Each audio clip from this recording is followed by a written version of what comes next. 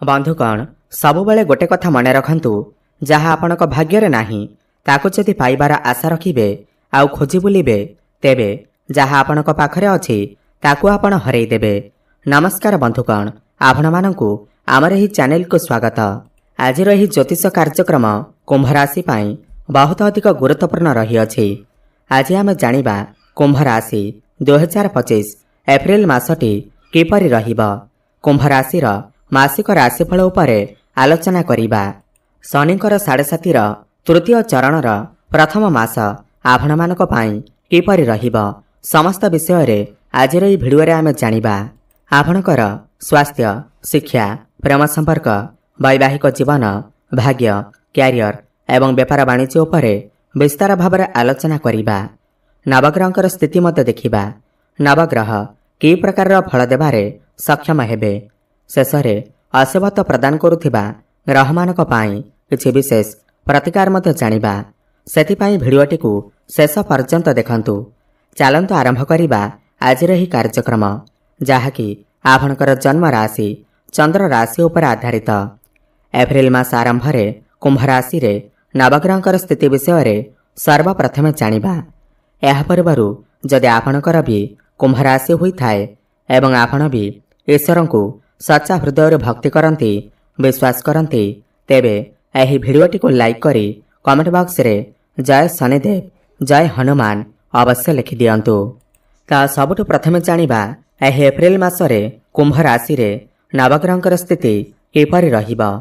जेबे एप्रिल मास आरंभ हेबा त कुंभ राशि रे नवग्रहंकर स्थिति किछि एही प्रकार रहिबा जेमिति आपण स्क्रीन ने देखि पारुथिबे।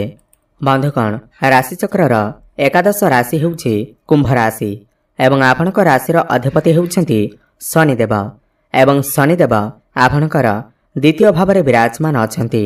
दीर्घ 2.5 वर्ष पर शनि आपणकर द्वितीय भाव को चलन करुछन्ति एवं तांको सहित राहु, सूर्य, बुध एवं शुक्र विराजमान अछन्ति। आपणकर चतुर्थ भाव में देवगुरु बृहस्पति विराजमान अछन्ति।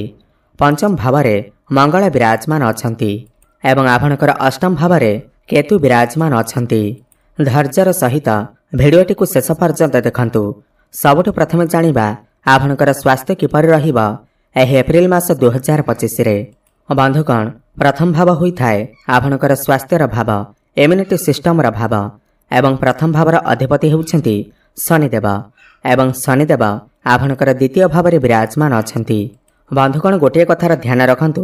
आपणक राशि रे शनिकर 7.5 चालू अछि। शनिकर 7.5 द्वितीय चरण चालुथिला एवं शास्त्र अनुसार शनि 7.5 द्वितीय चरण को बहुत दुखदायक पीड़ादायक माना जाई थाए, किंतु शनि 7.5 द्वितीय चरण शेष हेबाकु जाउअछि। 29 मार्च ठारू शनि आपणकर द्वितीय भाव को चलन करिवे एवं शनि 7.5 तृतीय चरण आरंभ हेबा। स्वास्थ्यर कथा जदि आमे आलोचना करिबा, शनि आपणकर प्रथम भाव में थिले पूर्वरु आपणकर जॉइंट पेन भली समस्या देखा देउथिला। आंठुगंठीर समस्या, पादर समस्या, आपणकर अंटार समस्या देखा देउथिला, किंतु एही एप्रिल मासरे सही सब समस्या धीरे धीरे दूर हेबाकु लागिबा। पूर्वरु जहाँ भी किछि स्वास्थ्य समस्या लागि रहिथिला ताहा एबे दूर हेबाकु लागिबा। एही एप्रिल मासरे आपणकर स्वास्थ्य बहुत अधिक भल रहिबा। आपणकर इम्यूनिटी सिस्टम बहुत मजबूत रहिबा, किंतु शनि आपणकर द्वितीय भाव में राहुଙ୍କ सहित युति करुथिबारु 18 मई पर्यंत आपण टिके आपणकर दांत समस्या टिके देखा देई पारे। थ्रोट इन्फेक्शन भली समस्या देखा देई पारे। एलर्जी, इन्फेक्शन, आपणकर गला संक्रमण एही भली किछि समस्या देखा देई पारे। एथिप्रति आपण टिके ध्यान देबे। 18 मई पर्यंत आपण टिके आपणकर स्वास्थ्यर जत्न नियंतु। आपणकर खाद्यपेय उपरे नियंत्रण रक्षा करंतु, नहेले आपणकर स्वास्थ्य एही एप्रिल मासरे भल अछि। एते भी किछि बड़ समस्या हेबार नाही। एबे जानिबा आपणकर शिक्षा क्षेत्र किपरि रहिबा एही एप्रिल मास 2025 रे।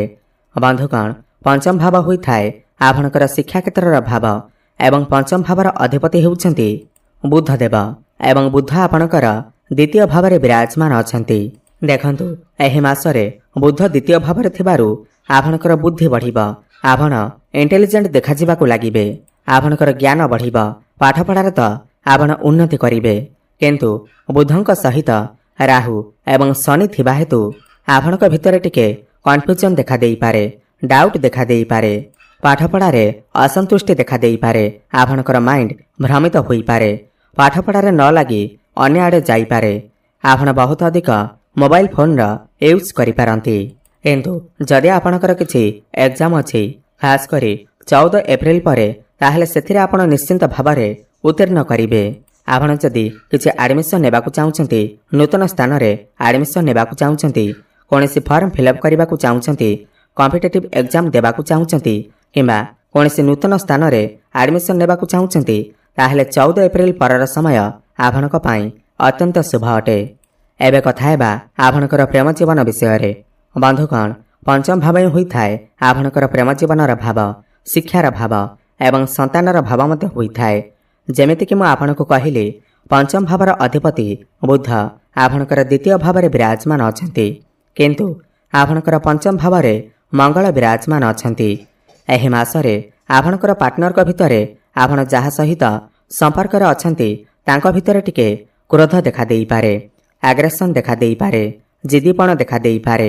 କିନ୍ତୁ ଏହି ମାସରେ ବୁଧ ଏବଂ ଶନି ଯିଏକି ଆପଣଙ୍କର ରାଶିର ଅଧିପତି ଅଟନ୍ତି, ଦୁଇ ଜଣ ଏକା ସହିତ ଥିବାରୁ ଆପଣଙ୍କ ଭିତରେ ଯାହା ବି ସମସ୍ୟା ଆସିଲେ ମଧ୍ୟ ଆପଣଙ୍କ ଭିତରେ ଭଲ ପାଇବା ବଢ଼ିବ।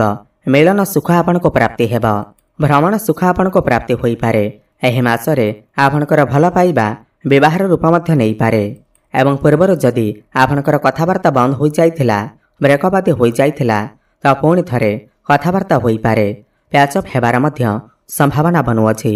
କାହିଁକି ନା ଶନି ଏବଂ ବୁଧ ଏକତ୍ର ଆପଣଙ୍କର ଦ୍ୱିତୀୟ ଭାବରେ ବିରାଜମାନ ଅଛନ୍ତି। ଆପଣ ଦୁଇ ଜଣଙ୍କ ମଧ୍ୟରେ ଦୂରତା କମିବ, ଭଲ ପାଇବା ବଢ଼ିବ। ଏବେ କଥା ହେବା ଆପଣଙ୍କର ବୈବାହିକ ଜୀବନ କିପରି ରହିବ ଏହି ଏପ୍ରିଲ ମାସ 2025ରେ। ବନ୍ଧୁଗଣ, ସପ୍ତମ ଭାବ ହୋଇଥାଏ ଆପଣଙ୍କର ବୈବାହିକ ଜୀବନର ଭାବ ଏବଂ ସପ୍ତମ ଭାବର ଅଧିପତି ହେଉଛନ୍ତି ସୂର୍ଯ୍ୟ ଏବଂ ସୂର୍ଯ୍ୟ ମଧ୍ୟ ଆପଣଙ୍କର ଦ୍ୱିତୀୟ ଭାବରେ ବିରାଜମାନ ଅଛନ୍ତି। ଦେଖନ୍ତୁ, ଏହି ମାସରେ ଆପଣଙ୍କର ଦ୍ୱିତୀୟ ଭାବରେ 5ଟି ଗ୍ରହ ଏକତ୍ରିତ ଅଛନ୍ତି। ସୂର୍ଯ୍ୟଙ୍କ ସହିତ ଶନି ଏବଂ ରାହୁ ଥିବାରୁ ଆପଣଙ୍କର ବୈବାହିକ ଜୀବନରେ ଟିକେ ସମସ୍ୟା ଦେଖାଦେଇପାରେ। ଛୋଟମୋଟ କଥାକୁ ନେଇ କଳିଝଗଡ଼ା ଭଳି ପରିସ୍ଥିତି ମଧ୍ୟ ଉତ୍ପନ୍ନ ହୋଇପାରେ। ଆର୍ଗୁମେଣ୍ଟ ହେବାର ମଧ୍ୟ ସମ୍ଭାବନା ବନୁଅଛି। ଏହା କେବଳ 14 ଏପ୍ରିଲ ପର୍ଯ୍ୟନ୍ତ। କିନ୍ତୁ 14 ଏପ୍ରିଲ ପରେ ଯେତେବେଳେ ସୂର୍ଯ୍ୟ ଆପଣଙ୍କର ତୃତୀୟ ଭାବକୁ ଚଳନ କରିବେ, ଏହାପରେ ଆପଣଙ୍କର ବୈବାହିକ ଜୀବନ ବହୁତ ଭଲ ରହିବ। ଆପଣଙ୍କର ଲାଇଫ୍ ପାର୍ଟନରଙ୍କର କାମ କାର୍ଯ୍ୟରେ ଟିକେ ଅଧିକ ପରିଶ୍ରମ କରିବାକୁ ପଡ଼ିପାରେ। ଆପଣଙ୍କର ଲାଇଫ୍ ପାର୍ଟନର ଛୋଟମୋଟ ଜାଗାକୁ ଯାତ୍ରା କରିପାରନ୍ତି। 14 ଏପ୍ରିଲ ପରେ ଆପଣଙ୍କର ବୈବାହିକ ଜୀବନରେ ଯାହା ବି କିଛି ପୂର୍ବରୁ ସମସ୍ୟା ଥିବ, 14 ଏପ୍ରିଲ ପରେ ତାହା ଦୂର ହୋଇଯିବ। ଆପଣ ଦୁଇ ଜଣ ମିଶି କିଛି ବଡ଼ ଡିସିସନ୍ ନେଇପାରନ୍ତି। ଫ୍ୟାମିଲି ପ୍ଲାନିଂ ମଧ୍ୟ କରିପାରନ୍ତି।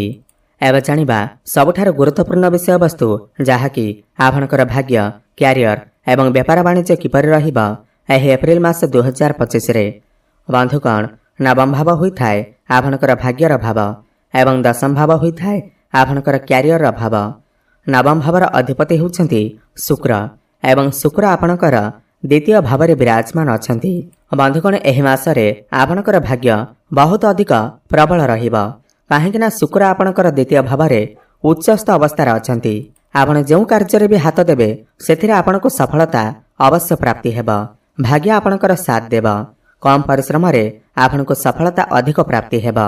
ଆପଣ କୌଣସି ବଡ଼ କାର୍ଯ୍ୟର ଆରମ୍ଭ କରିପାରନ୍ତି, ବଡ଼ ଇନଭେଷ୍ଟମେଣ୍ଟ କରିପାରନ୍ତି। ଆପଣ କୌଣସି ଧାର୍ମିକ ସ୍ଥାନକୁ ମଧ୍ୟ ଯାତ୍ରା କରିପାରନ୍ତି। ଭାଗ୍ୟ ବଳରେ ଆପଣଙ୍କୁ ଧନ ମଧ୍ୟ ପ୍ରାପ୍ତି ହୋଇପାରେ। କାହିଁକିନା ଶୁକ୍ର ଆପଣଙ୍କର ଧନ ସ୍ଥାନରେ ଅଛନ୍ତି। ଆପଣଙ୍କର ଧନରେ ବୃଦ୍ଧି ଦେଖିବାକୁ ମିଳିବ। ଆପଣଙ୍କର ବ୍ୟାଙ୍କ ବାଲାନ୍ସ ମଧ୍ୟ ବଢ଼ିବ। ସେୟାର ମାର୍କେଟ, ଷ୍ଟକ୍ ମାର୍କେଟ ଏବଂ ଟ୍ରେଡିଂରେ କାମ କରୁଥିବା ଲୋକମାନଙ୍କୁ ଆକସ୍ମିକ ଧନ ମଧ୍ୟ ପ୍ରାପ୍ତି ହେବ। ଧନ କମାଇବା ପାଇଁ ନୂଆ ନୂଆ ରାସ୍ତା ଆପଣଙ୍କୁ ମିଳିଯିବ। ଆପଣ ଧନ ମଧ୍ୟ କମାଇ ପାରିବେ ଏବଂ ଗୁରୁ ମଧ୍ୟ ଆପଣଙ୍କର ଚତୁର୍ଥ ଭାବରେ ବିରାଜମାନ ଅଛନ୍ତି। ଆପଣ କୌଣସି ଯାନବାହନ, ପ୍ରପର୍ଟି, ଭୂମି କିମ୍ବା ନୂତନ ଗୃହ ଆଦି ନିର୍ମାଣ କରିପାରନ୍ତି। କ୍ୟାରିୟରର କଥା ହେବା ଯଦି, ଦଶମ ଭାବ ହୋଇଥାଏ କ୍ୟାରିୟରର ଭାବ ଏବଂ ଦଶମ ଭାବର ଅଧିପତି ମଙ୍ଗଳ ଆପଣଙ୍କର ପଞ୍ଚମରେ ଅଛନ୍ତି। କିନ୍ତୁ 3-4 ଏପ୍ରିଲ ବେଳକୁ ମଙ୍ଗଳ ଆପଣଙ୍କର ଷଷ୍ଠ ଭାବକୁ ଗୋଚର କରିବେ ଏବଂ ଦ୍ୱାଦଶ ଭାବକୁ ଦୃଷ୍ଟି ଦେବେ। ଏହାର ମାନେ ହେଉଛି ଆପଣ ଆପଣଙ୍କର କାମ କାର୍ଯ୍ୟକୁ ନେଇ ଦୂରସ୍ଥାନକୁ ଯାତ୍ରା କରିପାରନ୍ତି, ଫରେନ୍ ଟ୍ରାଭେଲ କରିପାରନ୍ତି। ଆପଣ ଯଦି ପୂର୍ବରୁ ଫରେନ୍ ଯିବାକୁ ଚାହୁଁଥିଲେ ତ ସେହି ଇଚ୍ଛା ଆପଣଙ୍କର ପୂର୍ଣ୍ଣ ହେବ ଏବଂ ବିଦେଶରେ ରହି ଯେଉଁ ବ୍ୟକ୍ତିବିଶେଷମାନେ ଚାକିରି କରୁଛନ୍ତି କିମ୍ବା ବିଜନେସ୍ କରୁଛନ୍ତି ସେମାନଙ୍କୁ ସେଥିରେ ସଫଳତା ଅବଶ୍ୟ ପ୍ରାପ୍ତି ହେବ। ଏହି ଏପ୍ରିଲ ମାସରେ ଆପଣଙ୍କର କ୍ୟାରିୟର ବହୁତ ଭଲ ରହିବ। ଯେଉଁ ବ୍ୟକ୍ତିବିଶେଷମାନେ ବେରୋଜଗାର ଅଛନ୍ତି ସେମାନଙ୍କୁ ନୂତନ ଚାକିରି ମଧ୍ୟ ପ୍ରାପ୍ତି ହୋଇପାରେ ଏବଂ ଯେଉଁମାନେ ବି ପୂର୍ବରୁ ଚାକିରି କରିଛନ୍ତି ସେମାନଙ୍କର ପ୍ରମୋସନ ମଧ୍ୟ ହୋଇପାରେ। କର୍ମକ୍ଷେତ୍ରରେ ଟ୍ରାନ୍ସଫର ମଧ୍ୟ ହୋଇପାରେ। କିଛି ନା କିଛି ପରିବର୍ତ୍ତନ ଅବଶ୍ୟ ହେବ। କିନ୍ତୁ ମଙ୍ଗଳଙ୍କର ଦୃଷ୍ଟି ଆପଣଙ୍କର ପ୍ରଥମ ଭାବ ଉପରକୁ ମଧ୍ୟ ରହୁଅଛି। ଆପଣ ଆପଣଙ୍କର କର୍ମସ୍ଥାନରେ କାହା ସହିତ ବି କଳି ଝଗଡ଼ା କରନ୍ତୁ ନାହିଁ, ଆର୍ଗୁମେଣ୍ଟ କରନ୍ତୁ ନାହିଁ, ନହେଲେ ସମସ୍ୟାରେ ପଡ଼ିପାରନ୍ତି। ଆପଣଙ୍କ ପାଖକୁ ନୂଆ ନୂଆ କାମ ମଧ୍ୟ ଆସିପାରେ। ଆପଣ ସେହି କାମକୁ ବହୁତ ସୁରୁଖୁରୁରେ ମଧ୍ୟ କରିପାରିବେ। ସମାଜରେ ଆପଣଙ୍କୁ ମାନ ସମ୍ମାନ ପ୍ରତିଷ୍ଠା ପ୍ରାପ୍ତି ହେବ। ଲୋକ ସମ୍ପର୍କ ଆପଣଙ୍କର ବଢ଼ିବ। କାହିଁକି ନା ଶନି ଆପଣଙ୍କ ରାଶିରୁ ଏବେ ବର୍ତ୍ତମାନ ଦ୍ୱିତୀୟ ଭାବକୁ ଚଳନ କରିବେ। ଆପଣଙ୍କୁ ସମସ୍ତ କ୍ଷେତ୍ରରୁ ସଫଳତା ଅବଶ୍ୟ ପ୍ରାପ୍ତି ହେବ। ବ୍ୟାପାର ବାଣିଜ୍ୟର କଥା ହେବା ଯଦି ସପ୍ତମ ଭାବ ହୋଇଥାଏ ବ୍ୟାପାର ବାଣିଜ୍ୟର ଭାବ ଏବଂ ସପ୍ତମ ଭାବର ଅଧିପତି ସୂର୍ଯ୍ୟ ଆପଣଙ୍କର ଦ୍ୱିତୀୟ ଭାବରେ ଅଛନ୍ତି। କିନ୍ତୁ 14 ଏପ୍ରିଲ ପରେ ଆପଣଙ୍କର ତୃତୀୟ ଭାବକୁ ଚଳନ କରିବେ। ତ 14 ଏପ୍ରିଲ ପରେ ଆପଣଙ୍କର ବ୍ୟାପାର ବାଣିଜ୍ୟ ବହୁତ ଅଧିକ ଭଲ ଅଛି। ଆପଣଙ୍କର ଡେଲି ଇନକମ୍ରେ ବୃଦ୍ଧି ଆସିବ। ଆପଣ ଆପଣଙ୍କର ବ୍ୟାପାର ବାଣିଜ୍ୟକୁ ନେଇ ବହୁତ ଅଧିକ ଧାଁ ଦୌଡ଼ କରିପାରନ୍ତି ଏବଂ ସଫଳତା ମଧ୍ୟ ଆପଣଙ୍କୁ ପ୍ରାପ୍ତି ହେବ। ଆପଣ କୌଣସି ନୂତନ ବ୍ୟାପାର ମଧ୍ୟ ଆରମ୍ଭ କରିପାରନ୍ତି। ଯେଉଁ ବ୍ୟକ୍ତିବିଶେଷମାନେ ଅନଲାଇନରେ କାମ କରୁଛନ୍ତି, ମାର୍କେଟିଂ କ୍ଷେତ୍ରରେ ଅଛନ୍ତି, ବ୍ୟାଙ୍କିଂ କ୍ଷେତ୍ରରେ ଅଛନ୍ତି ସେମାନଙ୍କୁ ସଫଳତା ଅବଶ୍ୟ ପ୍ରାପ୍ତି ହେବ। ବ୍ୟାପାର ବାଣିଜ୍ୟରେ ଆପଣ ଉନ୍ନତି କରିବେ। ଆପଣଙ୍କର ଫାଇନାନ୍ସିଆଲ ଗ୍ରୋଥ ହେବ। ଆୟରେ ବୃଦ୍ଧି ଦେଖିବାକୁ ମିଳିବ 14 ଏପ୍ରିଲ ପରେ। ଏବେ ଜାଣିବା କିଛି ଉପାୟ ବିଷୟରେ ଯାହାକୁ କରିବା ଦ୍ୱାରା ଏହି ମାସରେ ଯାହା ବି କିଛି ସମସ୍ୟା ରହୁଅଛି ତାହା ଦୂର ହୋଇପାରିବ। ସବୁଠୁ ପ୍ରଥମେ ଏହି ମାସରେ ମଙ୍ଗଳଙ୍କର ବୀଜମନ୍ତ୍ରର ଜପ ଅବଶ୍ୟ କରନ୍ତୁ। ଓମ୍ କ୍ରାಂ କ୍ରିଂ କ୍ରୌଂ ସହ ଭୌମାୟ ନମଃ 108 ଥର ପ୍ରତ୍ୟେକ ଦିନ ଜପ କରନ୍ତୁ। ଶୁଭଫଳ ପ୍ରାପ୍ତି ହେବ ଏବଂ ହନୁମାନ ଚାଳିଶାର ପାଠ କରନ୍ତୁ ଏବଂ ପ୍ରତ୍ୟେକ ଦିନ ସୂର୍ଯ୍ୟଙ୍କୁ ଜଳାର୍ଘ୍ୟ ଅର୍ପଣ କରନ୍ତୁ। ଏହା ସହିତ ଗୋମାତାଙ୍କୁ ସବୁଜ ଚାରା ଖାଇବାକୁ ଦିଅନ୍ତୁ। ଶୁଭଫଳ ପ୍ରାପ୍ତି ହେବା ସହିତ ଆପଣଙ୍କର ଭାଗ୍ୟରେ ଉନ୍ନତି ଆସିବ। ଧନ୍ୟବାଦ।